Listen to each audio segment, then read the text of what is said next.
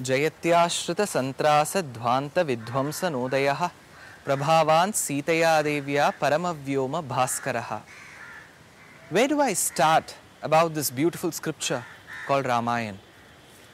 India has been a blessed country to have such great scriptures.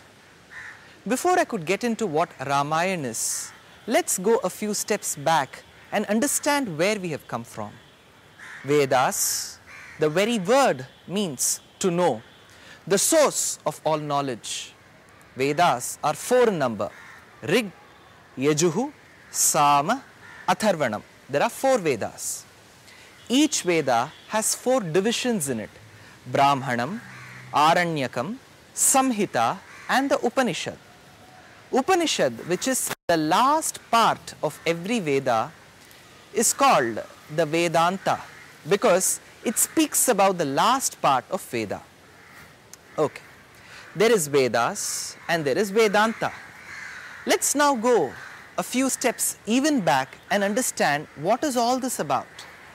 This is all about us to understand the magnificent creation of the Almighty, which is who is none other than the Brahman. When we are speaking about the Vedas and the Vedantas, we should also know of the very fact that these Vedas and Vedantas which speak of the all-pervading Brahman, which is the supreme God, is something that talks abstract.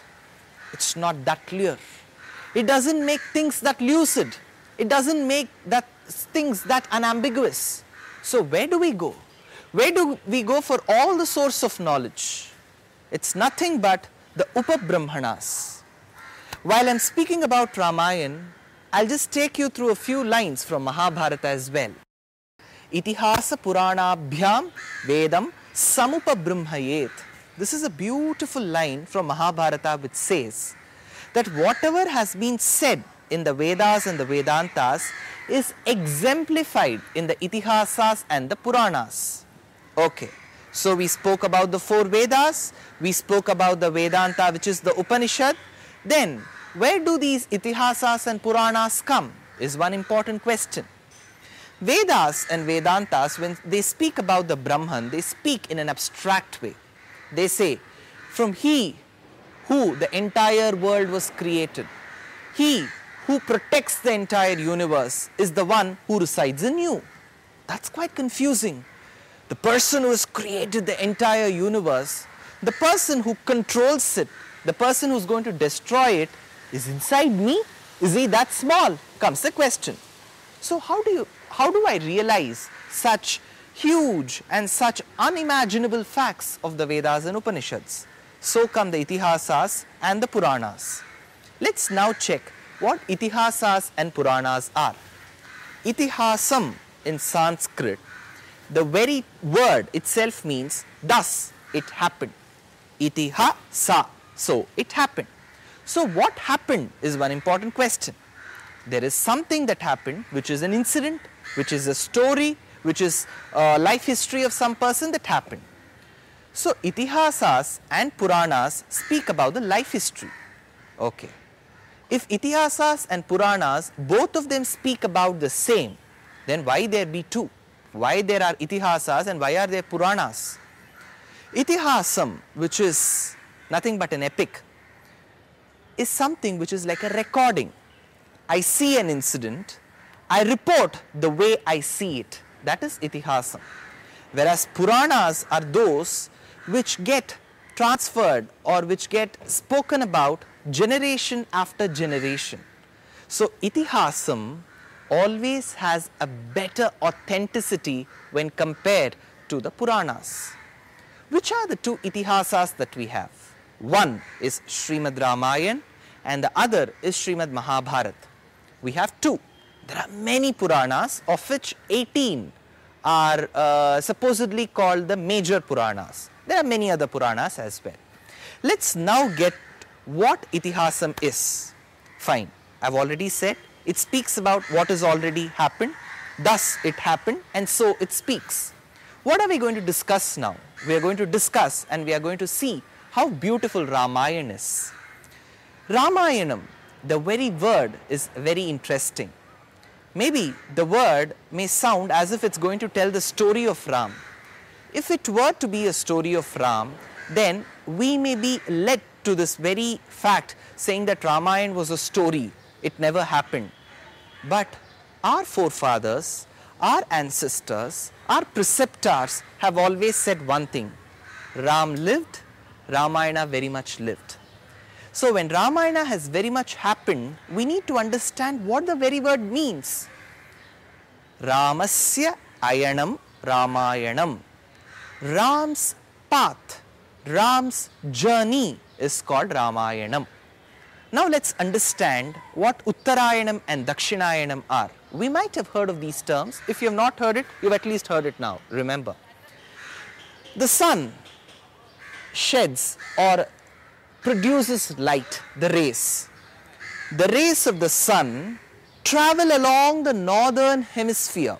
That is, when the earth rotates by itself and revolves around the sun's rays, say for a period of about 6 months, fall at a greater intensity on the northern hemisphere.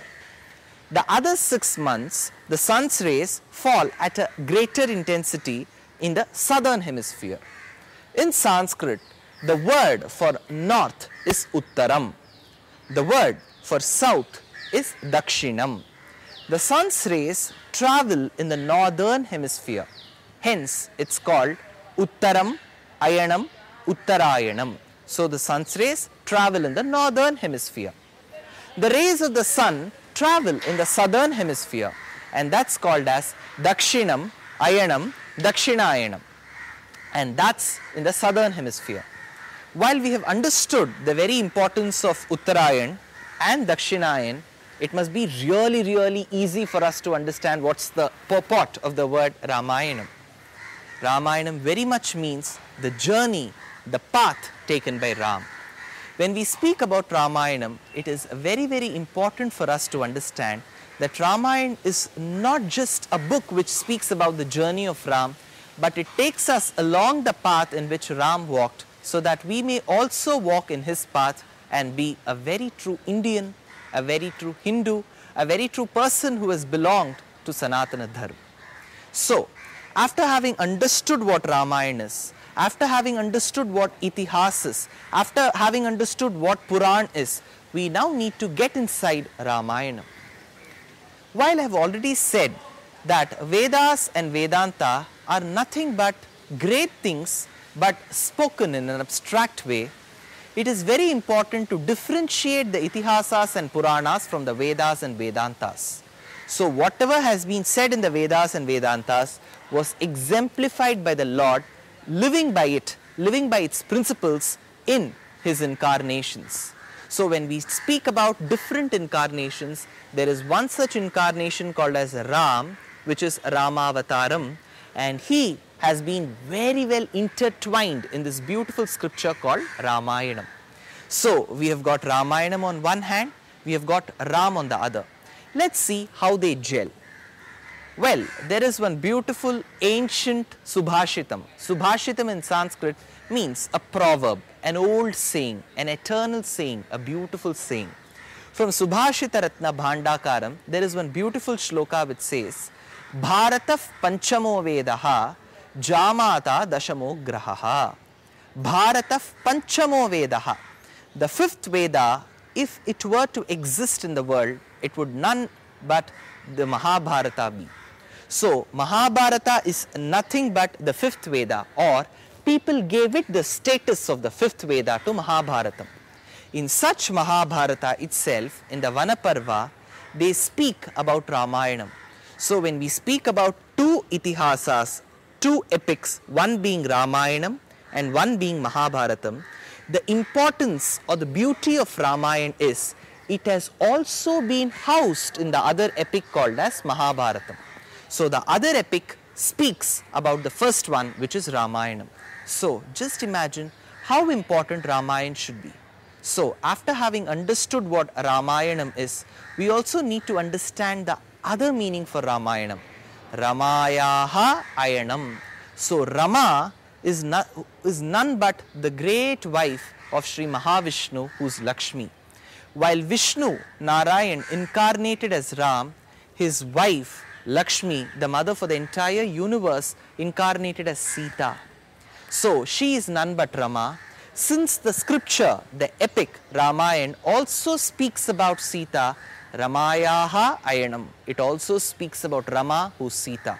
So Ramasya Ayanam Ramayanam, it's Ram's journey. Ramayaha Ayanam, the journey taken by Sita, the journey which speaks about the sacrifices that Sita made for we, the primitive mortals on earth, that is also Ramayanam. So we are going to learn about Ram, we are going to learn about Sita. So if we have to speak about learning, where do we start? That's one important question. For this, I would like to tell you this beautiful shloka. Kujantam Rama Rameti Madhuram Madhuraksharam Aruhya Kavita Shakham Vande Valmiki Kokilam. This beautiful shloka speaks about the great poet Valmiki, who composed, who wrote, who even recorded the great happening of Ramayana. So it's nothing but an invocation to the composer called Valmiki. Who was this Valmiki? What did he do? What was his contribution towards Ramayana? How did he get the motivation to even write such a great story? And what prompted him? What was his flashback? It's a very interesting flashback that we are going to see in the next episode. Thank you.